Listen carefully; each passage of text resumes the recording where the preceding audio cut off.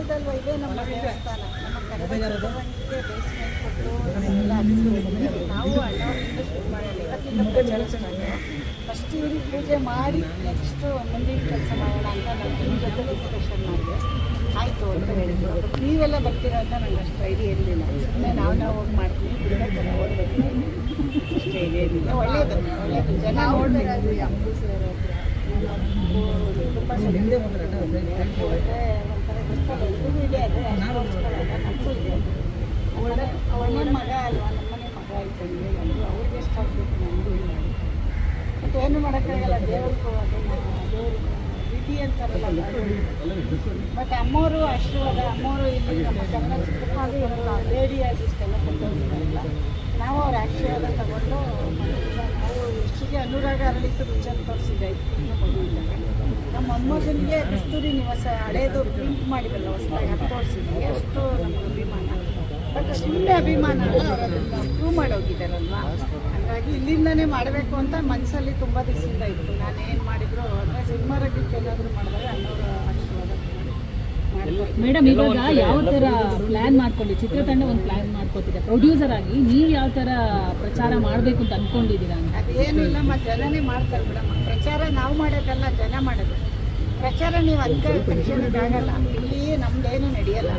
ಇಂಥದ್ದು 100 ಸಿನಿಮಾ ಇಷ್ಟ ಇಲ್ಲ ಅಂದರೆ ಮೂಲೆಗೆ ಸಿಗ್ತಾರೆ. ಜನ ಬುದ್ಧಿ ಇದೆ, ಅದೆಲ್ಲ ಸುಳ್ಳು. ಪ್ರಚಾರ ನಾವು ಮಾಡಿದ ತಕ್ಷಣ ಸಿನಿಮಾ ನೋಡ್ತಾರೆ ಅಂತ ನಾವೇನಾದರೂ ಭ್ರಮೇಲಿ ಬಂದರೆ ತುಂಬ ದೊಡ್ಡರು ನಾವು ಉಳ್ಕೋಬೇಕು.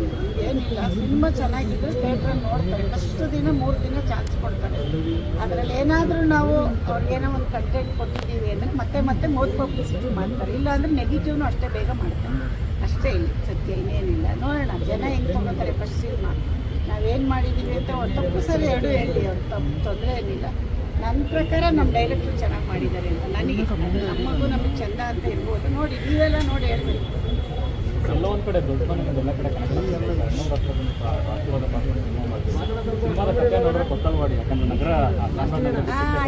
ನೋಡಿ, ನಮಗೆ ಗೊತ್ತಿಲ್ಲ, ಅದು ಗೊತ್ತಿಲ್ಲ ಶೂಟ್ ಮಾಡಿದಾಗ. ಆಮೇಲೆ ಅದಾಗಿದೆ. ಆಮೇಲೆ ನೋಡೋಣ ಹೆಂಗೆ ಅಂತ ನಮ್ಗೆ ಗೊತ್ತಿಲ್ಲ. ಎಕ್ಸ್ಪೆಕ್ಟ್ ಮಾಡದೆ ಬಂದಿರೋದು. ಅದು ಏನಾಗಬೇಕು ಅದಾಗಿದೆ. ಅಣ್ಣವರು ನಮ್ಮ ಕನ್ನಡ ಚಿತ್ರರಂಗಕ್ಕೆ ಪ್ರತಿಯೊಂದು ಚಿಕ್ಕ ಆರ್ಟಿಸ್ಟಿಂದ ದೊಡ್ಡವರವರೆಗೂ ಅವರ ಆಶೀರ್ವಾದ ಇದೆ.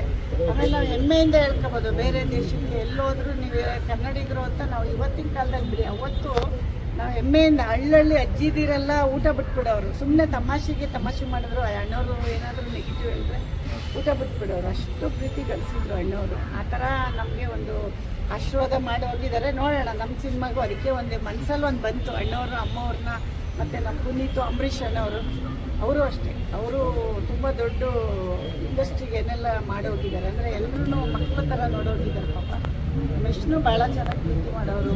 ಹಂಗಾಗಿ ಅವ್ರ ಮೇಲೆ ಎಲ್ಲ ಒಂದೇ ಹತ್ರ ಒದಗಿ ಬಂದಿದೆಯಲ್ಲ ನೋಡಿ, ಸುತ್ತು ಪೂಜೆ ಮಾಡಿ ಮಾಡ್ತಾರೆ. ನಮ್ಮ ರಿಲೀಸ್ ಹಂತದಲ್ಲಿ ಇದ್ದೀವಿ. ಆಗಸ್ಟ್ 1ಕ್ಕೆ ರಿಲೀಸ್ ಆಗ್ತಾ ಇದೆ.